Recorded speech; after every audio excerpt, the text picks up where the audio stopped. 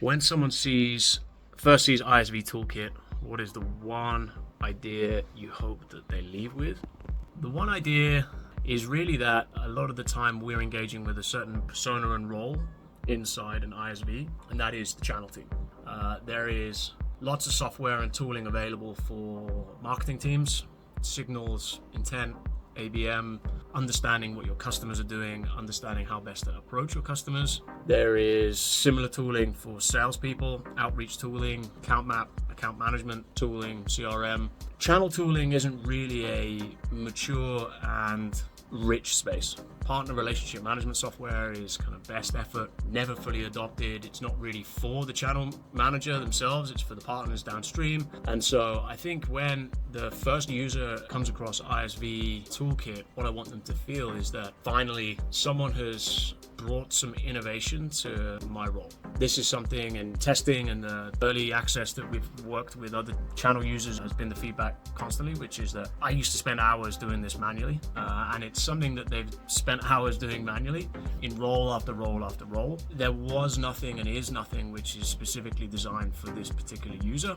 in an ISV organization, which is a channel manager whose job is to go and build programmatic partner ecosystems for their company. Identify the right kind of organizations that they want to be partnering with. That identification based on what do those partners sell, who do they sell it to, which regions do they cover, who are their customers, how open are they to partnering with new providers, what are their domain expertise. A lot of this is discovery work that has to be done from scratch or is brought with you in spreadsheets and knowledge that you've gained over the years, meaning that most new startups, it's new ground. Bringing tooling in that can help that identification, engagement, who do I reach out to, what do they want to build a relationship around, is only going to speed up go-to-market for organizations. And when you look at the biggest, most successful software companies in the world, they have huge, thriving ecosystems around them. One thing that we've always noted is that most tier one VC companies will encourage their portfolio to build a channel, build and engage with the ecosystem. The reason is because the successful portfolio companies that they've seen before, that's what they end up doing. You maybe don't do it right at the beginning. You've only got a certain amount of cycles. You need to get customers to start with any way, shape or form that you can. But pretty widely acknowledged industry best practice